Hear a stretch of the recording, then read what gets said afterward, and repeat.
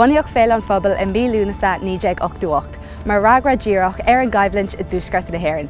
Is ceile dearfach é chultúr, cruthaíocht agus foiiliamh na níní. Léiríonn imeachtaí na bliana seo go bhfuil Feile an Phobal ag dul bheabhas I gcónaí.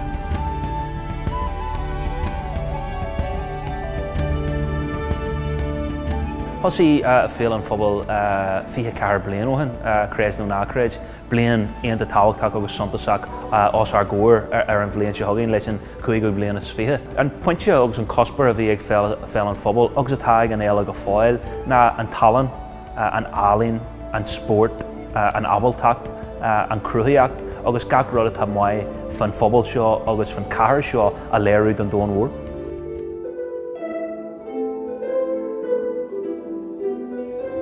Tá muid an seo an teachtain seo mar tá muid gail an cóir an Belfast meile clia agus a limnach a chuir le chéile. Ceapann go Feile an Phobal iontach agus go leor crack an. Sian go Feile an Phobal iontach mar fád. Bíonn an lán imeachtaí álín agus cultúr siú. Is go siar blianta ag an am seo den bliana is minic go mbeadh tribloid sa cheadar seo. Círe buna sráidena fuideach agus dó féchalaí agus trídinaí lágas ihe. Thir Feile an Phobal dearlas sin é mar néiste rud eile ar siúd ag an am seo. Dá sé níosú rudaí beige in hálaí pobal, curma beige ceáil agus díosbreachtaí beige. Dá sé bliain bhíonna gur ócáid international é seáis as bhíon daoine éis achanáid le fraslar. We dedicate this song to a great community that you have here tonight and the people of Belfast. And just not getting old, all together now. Janie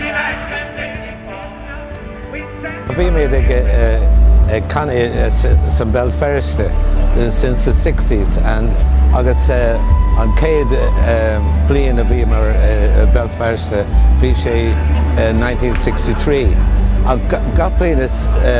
Since then, we've been singing in Belfast, so we have a wonderful connection with the people of Belfast, right through the Troubles and right up to this very day. We're very proud to be part of this festival today.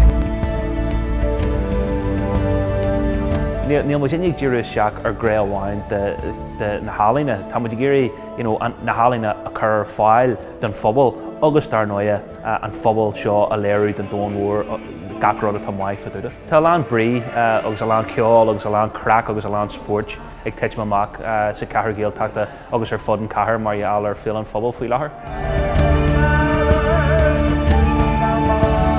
Tá fuarhar na imeachtaí ag Feile an Phobal site an iarthar Bhéalfirsa agus bíonn féilsí éagsúla a reachtáil acu I rith na bliana chomá.